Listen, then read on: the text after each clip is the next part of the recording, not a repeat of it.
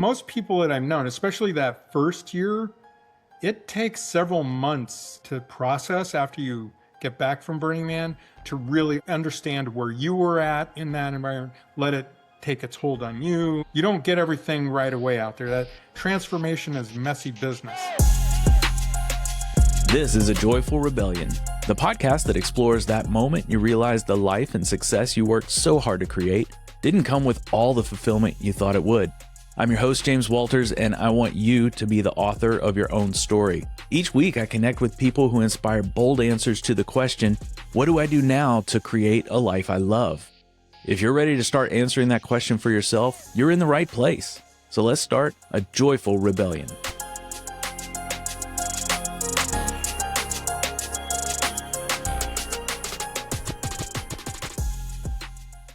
Some places entertain you and some confront you.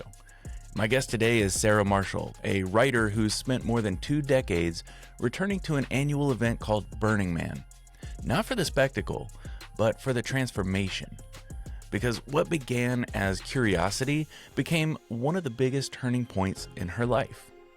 She joins me to talk about identity, belonging, vulnerability, and why a temporary city in the desert can reveal things about people that everyday life keeps hidden. We also dive into her novel, Playa Dust in My Soul.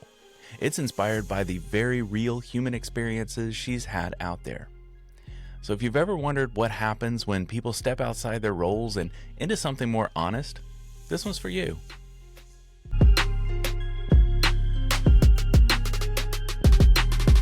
Sarah Marshall, thank you so much for being here on A Joyful Rebellion today.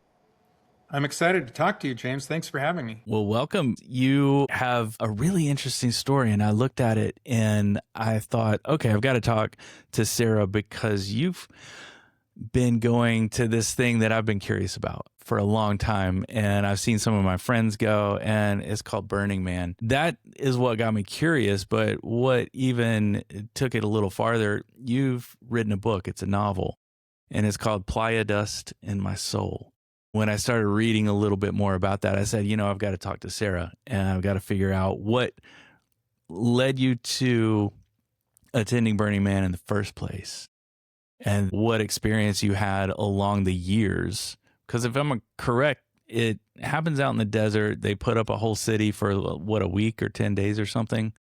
Walk us in. For people like me who only have heard of it, walk us through what it's all about. It's a great question because most of what people hear is the spectacle of Burning Man, the big party atmosphere, or the things that happen out there that are not great or whatever.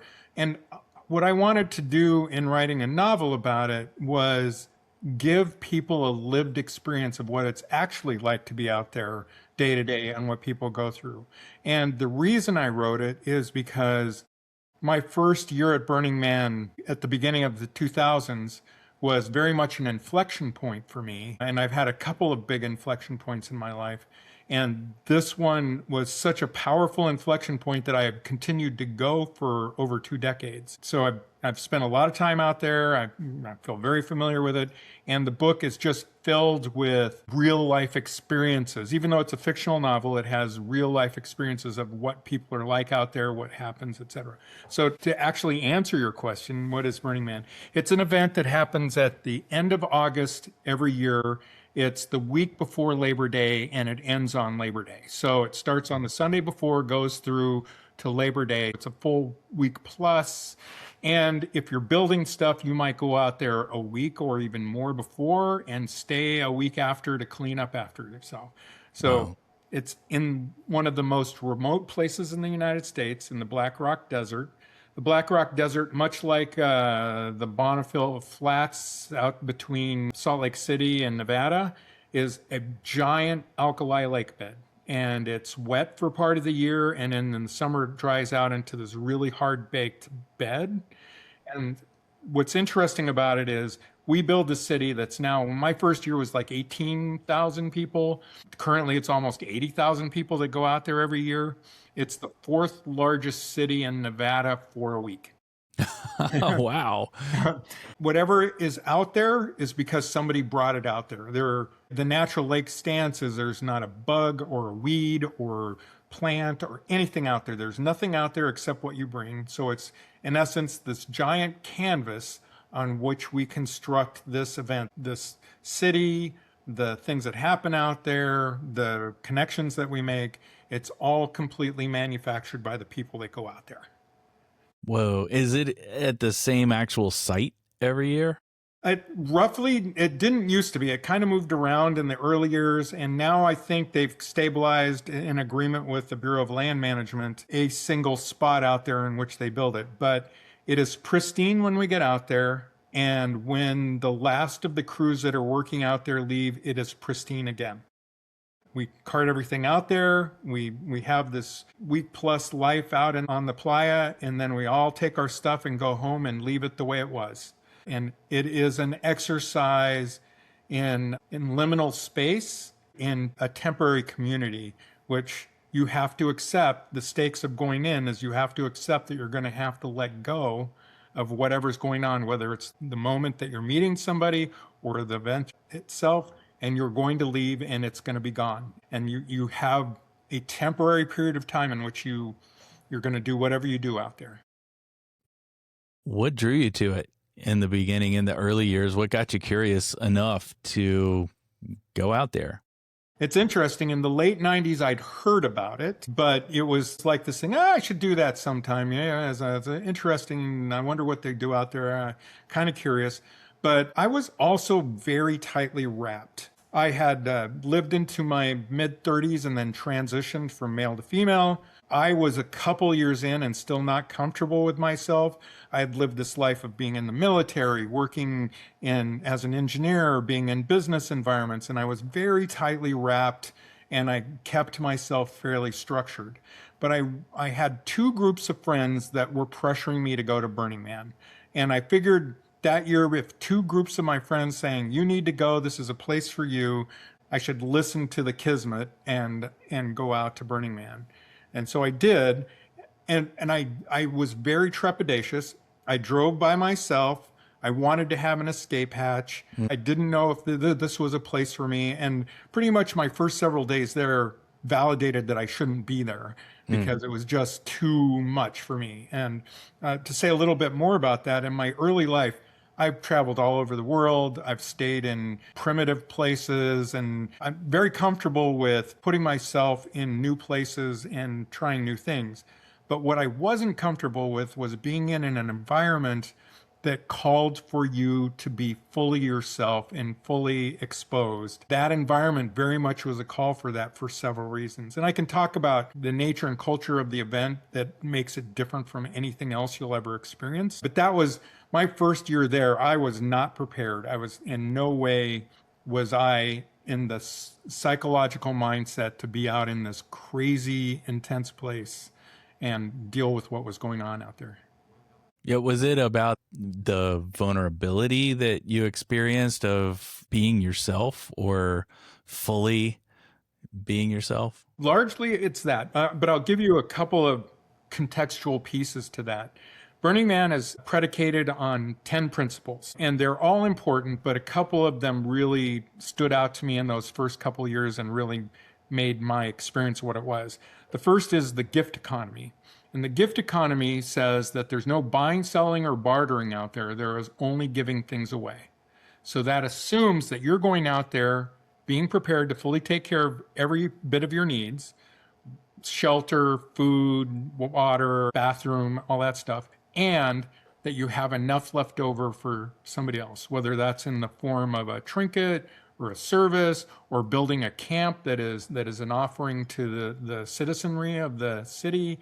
Whatever that thing is for you, that you have something extra to give.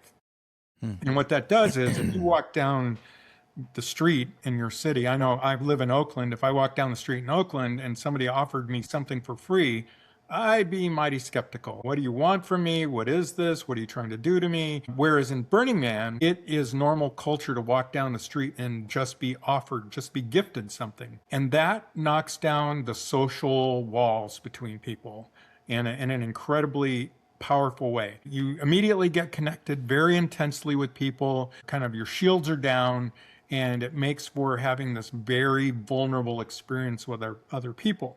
And I was certainly not prepared for that.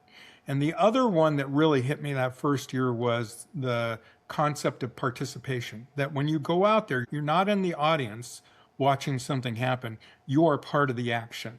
So you're immediately called to be part of something that you may not be comfortable being part of and expressing yourself. And I went, as I said, I was wound pretty tight. I was still getting used to being in this new life of mine that I had moved into. While I thought that being trans was in the background and that most of what I was the work I did or the people I knew and that sort of thing, when I got out there, being trans was right front and center of my identity because it was a place where that was the least interesting thing about me.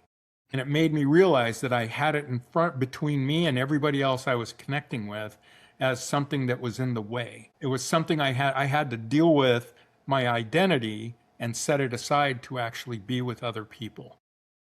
That's really interesting. And I love to talk about identity on this show because people do get wrapped up in them. I've had it happen with work, and sometimes you can identify with things that can be taken away from you. And then you have to figure out how you're going to deal with that, emotionally and process it. And you had, to the outside world looking at you, you had changed part of your identity. But when you get to Burning Man, that's how they know you right off the bat. Walk me through a little bit more about what you said that was the least interesting thing about you. At Burning Man, because of the culture out there and the intensity of the event, and what I mean by intensity of the event, environment is intense because it's at 4,000 feet above elevation above sea level. So it's at elevation, nothing but flat earth and dust, winds, high winds, rains, whatever you're going to be, heat, cold, it's all right there. So there's this environmental intensity that you're dealing with. And you're building a temporary encampment. So everything that you're building has to stand up to that, but also be light enough to pack in and pack out. And then there's the event itself and the things that happen. And what happens at Burning Man is Burning Man org and DPW, the Department of Public Works, creates the road structures, ensures that there's fire department and medical services and a central area to gather and that sort of thing. But by and large, within that framework, everybody comes out and builds their own thing. So the city is never the same. It's an experiment every year because people are coming out and they're building what they're building and they're providing what they're providing. And it's so big and so massive that you can titrate in or titrate out to any experience. If you like EDM music, you can go to the big sound camps. If you like art, you can wander out into the deep playa and just commune with the art. If you just want to hang with people, you might stay in a village where you're very connected with people. So your experience is going to be, by and large, 95%, it's just going to happen as it happens. And since it's spontaneous, you never know what you're going to be dealing with. So you might say, I'm on one side of the city, I want to go to the other side of the city for some event, and you may never get there because you're constantly sidetracked by things that are happening around you. And that is just the norm of being at that event. It sounds kind of magical, and I can see where it would also seem completely overwhelming at first. My first 3 days there, my first year, I just walked around with my mouth open. It was just like the lights, the noise, the people and the crazy costumes and all that. And like I said, I was really buttoned down and I wanted to be wallpaper in a place where there was no walls. Yeah. So there was no chance to be wallpaper. And people just wanted to see the essence of you. They weren't looking for whatever was on the outside or what they were looking at they wanted to know the essence of you. And for somebody who's trying to hide, that's a very confronting experience. What was the moment you realized, okay, this isn't so bad? Or actually, maybe this is exactly what I need to get me not so buttoned up. What were you saying to yourself? What was the internal dialogue, and when did it shift for you? Was there a particular experience or person that tipped you over the edge? Largely the first several days I was out there, I was ready to bolt at any moment. Like I was ready to jump in my car and leave. I did a fictionalized version of this in the book for one of my characters. But what happened is I realized on this day that I was really thinking about leaving, and I felt completely alone with 18,000 people around me, that I was not participating. That fundamental thing you need to do, which is participate, I wasn't doing. I was trying to be an observer. And it left me feeling on the outside and alone from everybody. And by the way, the theme of my book is belonging and people's relationship to belonging. So I woke up one morning and I was thinking about that I wasn't really participating. For some reason, I brought 12 cantaloupes out. I don't know why, but that's what I brought. So I diced them all up and I just wandered around giving away cantaloupe. And it was the first time I started to participate. And there was something magic in me going out from person to person and offering this fruit and just having connections with people that didn't have any energy around them. It was just like, here, I'm offering this thing. You can have this thing. If you don't want it, that's fine too. And something about that simple act of participation completely shifted something for me. And then a lot of drama happened after that. But I remember leaving. I was driving out of the playa at the end of that week. And I gave a guy a ride out and I was talking to him. I said, I'm finally ready to be at Burning Man. But I had to go through that intense experience and get through the knothole of myself in order to be okay with being there. That's what inspired me to keep coming back and then build a village that provided that kind of safety net for people to be able to come in and have a Burning Man experience and come home at night and be in a place where they're safe and loved and cared for. It really shifted my direction from being on the outside of everything to actually being the center of holding people and holding community. Completely shifted my trajectory. A real inflection. Yeah. Take me back to what year that was. That was 2001. Okay, so we didn't have Facebook yet. We didn't have really great ways to keep up with people other than which phone number kind of thing. So that makes me curious. What was it like with people you did meet and you were like, hey, I want to keep up with you. Maybe we connect again next year, put our camps closer to each other. Mm-hmm. I bet there was a lot of that kind of stuff happening. So what was it like keeping up with people those first couple of years as opposed to when you said you went for 20 years? What was it like, once social media did come out and it was super easy to say, oh, Bob's watering his garden today. That's weird. Okay, well, I'll see him at Burning Man in a couple months. We'll talk about gardens. What was that like? Yeah, that's kind of how it was. So like I said, I had two groups of people that invited me out. So I had two potential camps and communities that I could be in off the bat. As I met new people in the early years, it would be exchanging phone numbers or emails or that sort of thing. And as social media developed for the village that I'm part of now, we developed a group for our village. And I was looking at it a couple months ago, and I've literally camped with maybe 2,000 people because we've had a camp that's ranged from 50 people to 300. And so every year, some of the core people will stick around. Some people will go on their way. Other people will stay on. Some people will come and camp for years and then kind of go on to other things, and new people will come in. So I've literally been able to camp with 1,000 plus people, 2,000 people, which is incredible. And that's just my camp. And then there's, of course, you meet people as you just wander down the street and you make great connections. I literally still have friends that I met from that first year I was out there that I talked to. And you're right, it's just like that. You see them on Facebook doing whatever they're doing. There are plenty of very creative people out there. So part of the crew that I have in my village are production folks in movies and in Hollywood, and part of them live out in New York. Some of them are in Europe. It just grows kind of organically based on the people that you attract into your orbit. I'm creating stories in my head, so I'm asking you these questions so we can either squash them or we can expand on them.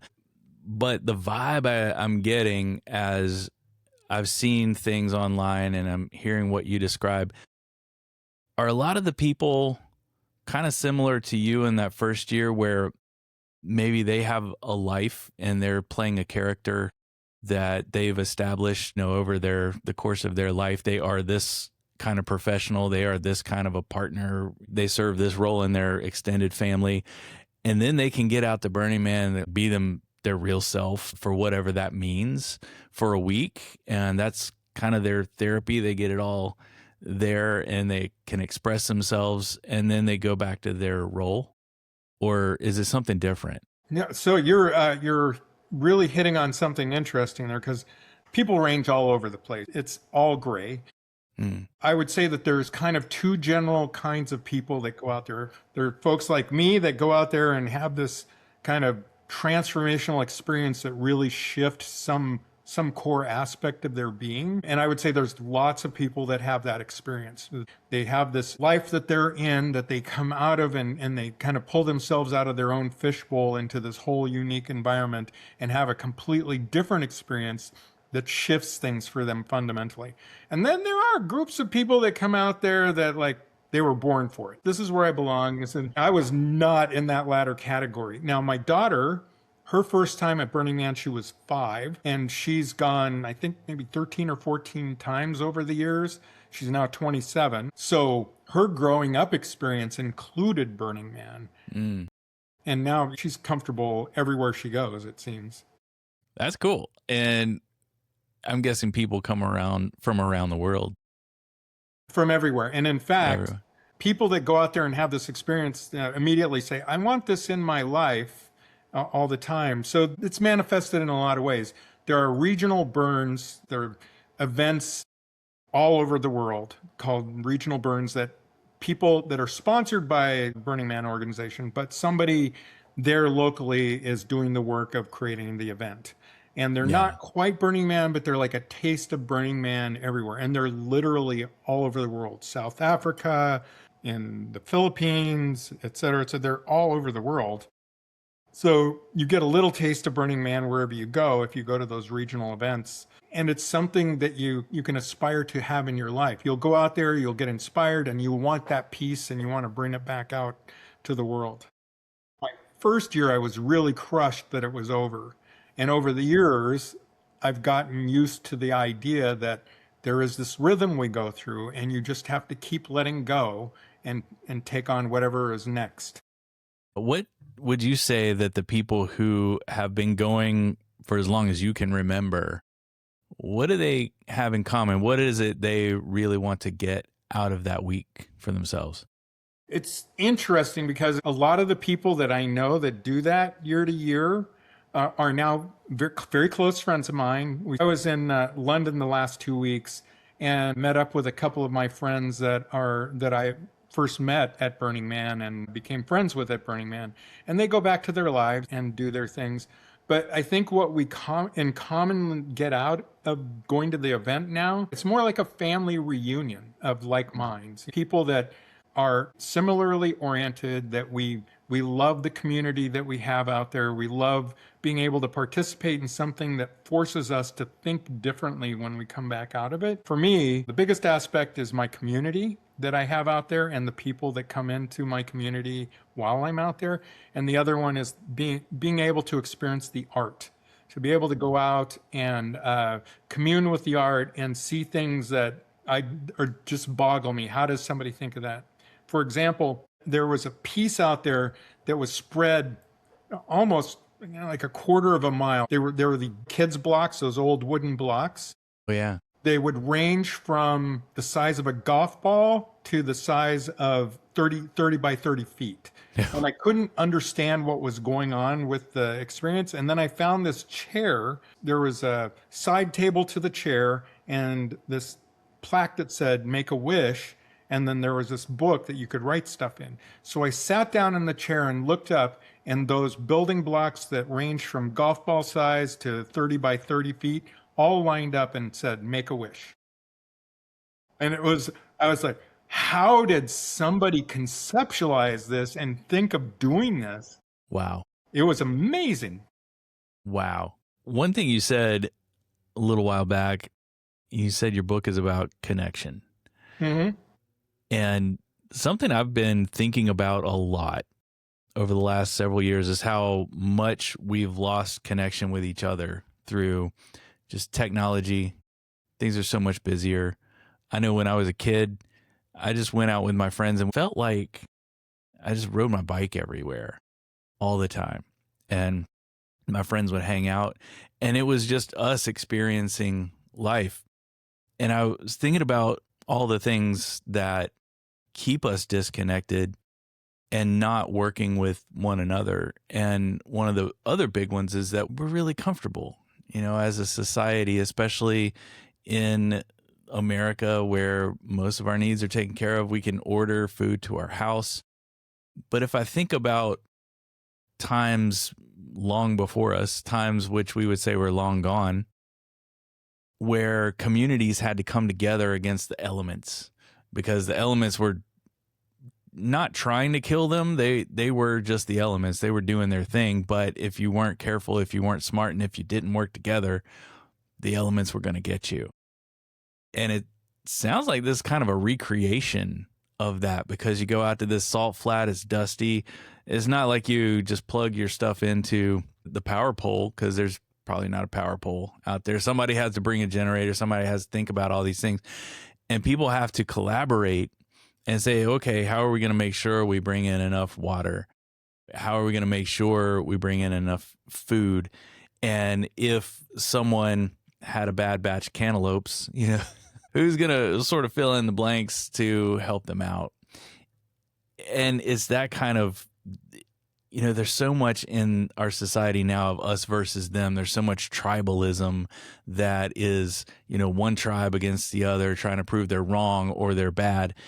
This sounds like it's a bunch of tribes coming together, and you're all kind of just against the not against the nature. You're working with the nature. You leave it pristine and all this, but you still have to deal with those extremes that you don't have back in your normal life. So that does bring people together and creates a connection that we just don't have in our day to day. You're absolutely right. And I won't say that Burning Man forces connection, because you can avoid connection out there, and people have. And God, I would be so good at that. It's such a miserable experience, though, I bet. Yeah. To avoid connection. But it's a place that is incredibly immediate. First of all, none of your electronic stuff is going to work out there. There is signal out there before the event, but it's pretty much overwhelmed by the time you get there. So you're basically without electronics. Any plan you make is going to be predicated on everybody agreeing to the logistics. And it's an event where logistics fall apart all the time. But that thing you were talking about being there for each other and immediacy, there are camps out there that do nothing but fix bikes, because bikes fall apart out there. And it's completely a free service, because there's no buying, selling, or bartering. You just bring your bike over and say, hey, my bike, and if somebody can figure out how to fix it, they'll fix it for you. So there are services out there that just generate as an act of contribution. One of my characters, I explore that idea of what happens when you go out there and you lose everything. You lose your shelter, you lose your food, etc. What happens? Some of the camps out there serve food as their contribution. Like they make ice cream, or they make whatever food they decide to make, they make. This particular character, I explored the idea of him getting his meals by wandering from camp to camp that provides food, and making a meal out of going from camp to camp. That's one way to look at it. In essence, I was exploring what is it to be homeless at Burning Man, and how do you deal with it? That kind of stuff is just the natural connectors. You have this kind of generous safety net that is not structured. It's not going to look a particular way, but people tend to take care of people out there. There was a period in which we would get these, what we called Fluffies. They were these kind of garments that you could put around your neck as a scarf, but you could also pull them apart and like wear them as a hat or a dress or whatever. Over several years, we would buy and sell them off Playa, and then get enough of them to take out a certain amount. The last year, we took out 6,000 of those Fluffies. And what I would do is I would stuff my backpack full of them at night, and I would ride around and look for the most miserable people I could find. And then I would give them a Fluffy. And I loved doing that, because they were seen and they felt like, and they actually got something that made them warmer. It was just a very cool experience to go find miserable people and give a little bit of joy. Yeah, and you had a really good perspective because you went in the first year, you knew exactly what made you uncomfortable. And part of it was just working against yourself to have to bring out your authentic self and your discomfort with that. But when you went back the next year, you were a little wiser, and it probably gave you the opportunity to start looking for people who might be having the same expression you did the first 3 days you were there the year before. What was that like? Yes, it was one of the biggest things that I got out of my first year. Is the reason why I felt so alone is because I wouldn't let anybody in. And I made it much more dramatic in the book with this fictional character. But one of the things that I did is these people who wanted me in their camp, I was relating to them as if I was their novelty. They were more or less a straight group of people, and I was the trans person, and I had it that they just wanted me around as a novelty. And what I realized at the end of that week is that was just my story. And as soon as I dropped the story and let myself be part of them, they were there, open arms to love me. And all I had to do was put my arms down and let them in. And that's something that I've paid close attention to when I connect with people out on the playa, is who's putting up these defenses and then thinking that it's everybody else that's making them feel apart, and then helping them to let those defenses down. That's really interesting. I like that because that's the kind of insight you can only get if you've played that game for yourself. Yeah. Yeah. It makes you much more empathetic to people and their prickliness. Yeah, I recognize that prickliness. What was it about your accumulated years going there that inspired you to start putting down the thoughts that led to the book? That's a great question, because I first conceived of the idea of this book in the mid 2000s. I tried to convince people that I thought could write to write it, but I couldn't convince anybody. So I, in essence, had to make myself a writer to tell the story. So my first couple cuts at it was a lot of information, but it wasn't really a story. Like a sculptor, I had to find the horse in the rock and take away everything that wasn't the rock. I spent over 20 years rewriting the story till I got to the story, the heart of it. This is very much a love letter to Burning Man. What I wanted to do was give a reader the experience of seeing Burning Man from as many perspectives as I could. So I created 7 characters, 7 archetypes, and they represent a lot of different things. One person works for the DPW, so what it's like to work at Burning Man. Others were newbies that never had any experience. One was a sculptor that was putting up a big installation out there. Others were veterans that had been around and doing things. So they all had a different lens that they were looking at Burning Man for. Somebody who's been to Burning Man, and especially people that have been many years, will see people that they know in the book, like, oh, I know that guy, or there's 1,000 Easter eggs in the book for experiences that you can have out there.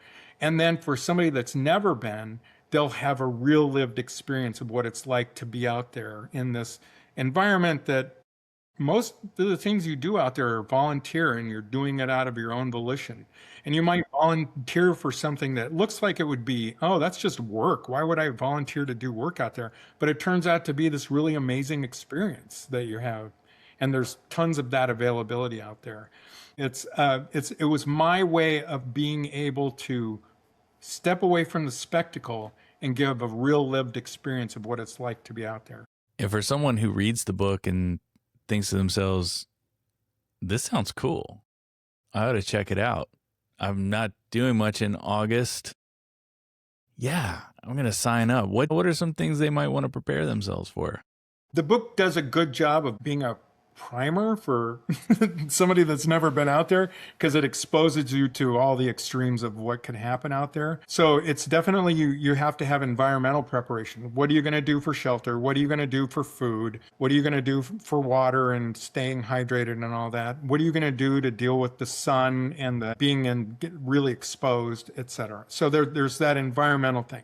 And then there is what you're going to do when you're out there. Are you going to camp alone by yourself, or are you going to try to find a group to camp with?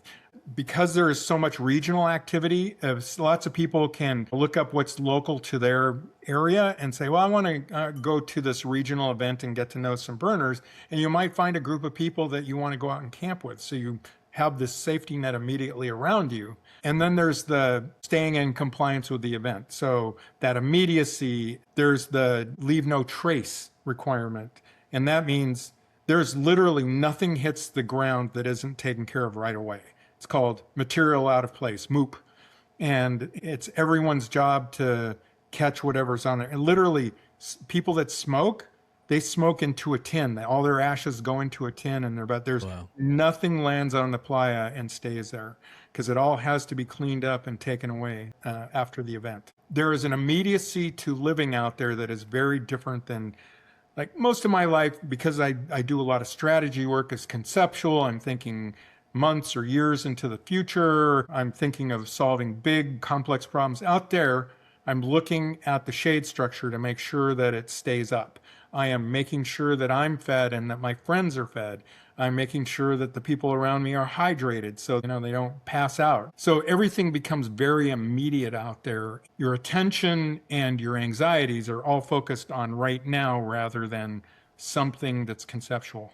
That's a completely different switch of gears, isn't it, from your usual? So does it take maybe a day to get acclimated since you've been going for a while? You can always tell somebody who has just landed on the playa versus somebody that's been there for a day, because you just move into a very different groove. And I'm out, I'm just came in and drove in, and to a chill. Yeah. For me, my first year, it took me all week to land. It wasn't just a physical thing, and it wasn't just a temporal thing. I had to completely shift my psychology to be present in that event. So for some people, they never quite get there. One year, there was a guy who became an art exhibit, and his art exhibit was he put himself in this cage. He was unable to have human contact. He could talk to people through holes in the structure that he put in, but he was representing his previous year where he came out and he felt alone. So he wanted to represent that as a physical art installation of being separated and alone in an event with thousands of people around you. Everybody has a different version of that, what it is to be out there. One guy one year, with the blessings of the event, got a small section of land close to what's called center camp. When he got there, he got to the gate, took off all of his clothes. He just went out there naked, walked into Burning Man naked, and sat on his space with the rule that he couldn't have anything that somebody didn't contribute to him there. And within a couple hours, he had a sleeping bag, he had some shelter, he had food, etc., because people were responding to that installation that he was creating of himself and contributed to him. So you can start to see the level of creativity that you can have. You're only limited by your imagination for what you can do out there. That's really cool. So walk me through, clearly on the first year, you learned a lot about yourself. Yes. And then you went to the second year, and then you went to the third year.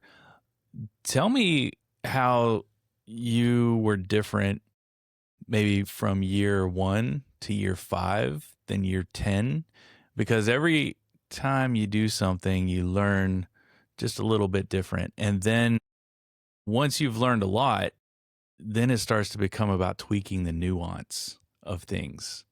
And that's when you start to master whatever it is. If it's you're in your career, if it's in your life, if it's in your art.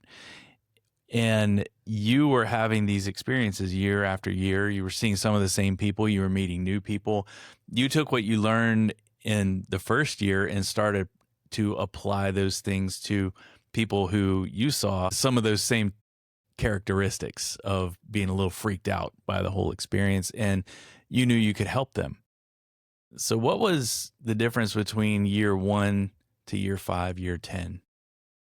So year one was pretty clear. I was a mess. I was barely an individual out there, let alone in community and really engaged.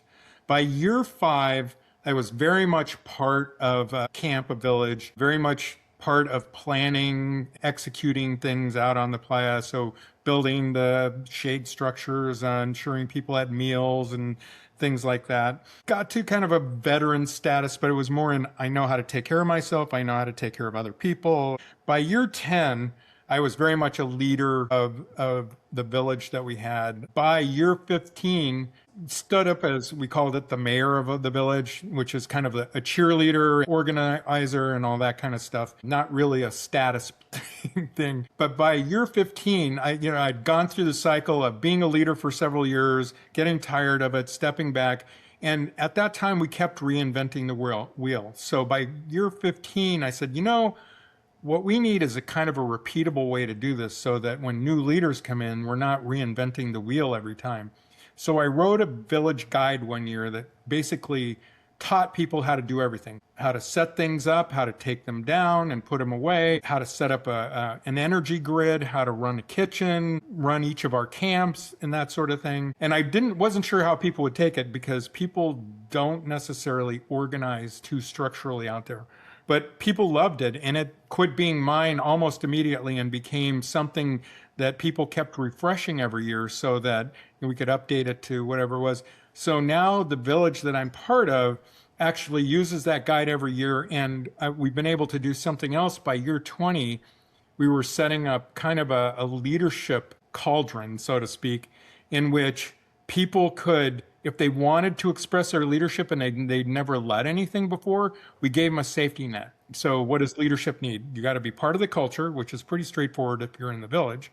You need to understand how to lead, and you need to be able to be capable of doing the thing that you're leading. So we took care of the culture thing because we only invite people in that fit in our culture. We took care of the knowledgeable thing because we had written up everything for how to do each thing. So all you had to do was read it, and then we would give you a kind of a mentor that had done it before so that they could guide you if you were puzzled about something. And then that leadership thing is giving people room to step into the leadership role, maybe screw it up and recover from it, but having somebody there to help them with the kind of, this is what works in inspiring people. You can't tell them, these are all volunteers, so you can't tell them what to do and dictate. You have to inspire them, and teaching people how to do that and giving them a safety net that if they screw it up, that it won't kill them, that they're supported. So we actually created, instead of just a couple people doing the leadership stuff at the top and everybody else kind of following along, we have in the village now a group of maybe 30 or 40 people that we can put into any leadership position in the village. What you're saying, nobody's asked me this question before, but my maturity in being at Burning Man is learning how to contribute more and more to other people was my path. And that's huge because a lot of folks go there to get something for themselves. It's true that when you help someone else, you help yourself as well in a lot of ways. So It's maybe even more so than working on yourself. And when you're contributing to others, it's a super powerful way to grow yourself. And you also mentioned, I mean, this falls right in line with what you said a few minutes ago, where maybe you're volunteering and it just seems like work. It seems like a task. And you're like, why did I take a week off from my life to come out here and shovel whatever you might be doing? And then it turns out you have a conversation with someone, that someone was impacted by that conversation. Next thing you know, you're feeling like, oh, okay, that's the point of what I was doing. It's not the thing, it's the result of the connection. And in that way, you're just kind of trusting the process. You're doing whatever you're doing to contribute. You may not know where that, because most people that I've known, especially that first year, it takes several months to process after you get back from Burning Man to really understand where you were at in that environment, let it take its hold on you. You don't get everything right away out there. That transformation is messy business. And so that transformation continues to unfold after you come back. I'm sure it has a lot of ripple effects especially for people who have just gotten into it and they're a little shocked and they're like, whoa, it's going to take me a year to process this, but I'll be back next year. Wiser. When you wrote the book, you mentioned you wrote it as a love letter to Burning Man. And right now I'm on your website on my other screen. It's playadustinmysoul.com. And you wrote this as a love letter, but was there a particular type of person that you were writing it to? Maybe someone who hasn't experienced it yet and could benefit? Or is it more for the people who you've been around for so many years and saying, hey, we lived this together. I want you to see it from my eyes? Yes. So yes. All right. It's both. Let me talk about what Playa Dust in My Soul means. As I mentioned, it's on an alkali lake bed. It's very hard caked, but as you're out there and you're riding your bike or you're walking or you're in an art car, it'll break up the top layer and turn it into dust. And that dust is like cement powder. It's very fine. It's ubiquitous. Anything that you take out there will have dust on it. There is no getting around it. As you're stepping out of a shower, you're starting to get dusty again. So there is dust everywhere. It's ubiquitous. It's unavoidable. I still have stuff in my storage, my personal use stuff that has dust in it and will always have dust in it. So the idea of Playa Dust in My Soul is about going out and having an experience out there that embeds that ubiquitous dust inside you as part of you, that you can't go out to this event and be unscathed, that it becomes part of you. Several of my friends have read the book and they're like, oh man, it makes me want to go back to Burning Man. As soon as I remember, oh yeah, I remember that guy and But I've also had people read it that have never been, and their reaction has been, I'm going to go buy tickets now. I want that experience.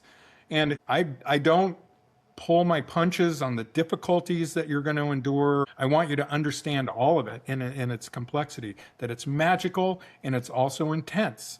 And you're going to have to find a way to navigate that. Like I said, this book is about belonging, and each of my character is broken in terms of how they belong in some way, shape, or form. And they have different strategies for dealing with that and different ways of approaching it. But the idea is that in learning where you stand with belonging and what kind of relationship you want to have with belonging, that you are stepping through a threshold that will embed some part of that event inside you. Yeah. That is great. And what's some of the comments, feedback you've gotten from the book? Well, so far, all of my reviews have been 5 stars, because at the end of last year, I was getting to like, I think this is ready. I think I've held it back and held it back and held it back for years, but I think it's finally ready to be a story that people can read. What it tells me is people that read it, whether they've been to Burning Man or haven't been to Burning Man, can resonate with the common struggles that we have as a human being and that intense low-level desire for magic in our lives that shows up in very common ways. Oh, I love that. I love that. I'm all about the magic, and it's all around if you look for it and try to help create it as much as possible. Sarah, thank you so much for opening this part of the world up to those of us who had only kind of heard a little bit about it. Is there anything that we didn't talk about or anything about the book that you think is important to say to people listening right now who are like, oh, that sounds pretty cool. I wonder if I should look into it? I think we've hit all the points because you were great and leading me around in all sorts of directions. We hit all the points, but I just would close out by saying that it's a place that is very real, that most of your experience out there will be beyond spectacle and will be very much part of your common everyday life. It's not a comfortable place in terms of I can just relax and have my sunny vacation on the beach and I'll be taken care of with Mai Tais. It's an event that will challenge you in ways that will be specific to you and will take you to places that are both uncomfortable and amazing. I've never tried to talk anybody into going because it's an intense environment and an intense event. But anybody that's interested, I very much urge you to take the chance, step off the threshold, go have the experience and let it bring magic into your life. And if you want to, have a real sense of what it's like to be out there, it's definitely in the book. I try to make it very lived in. All right. I'm going to go get a copy for myself. So, Yes.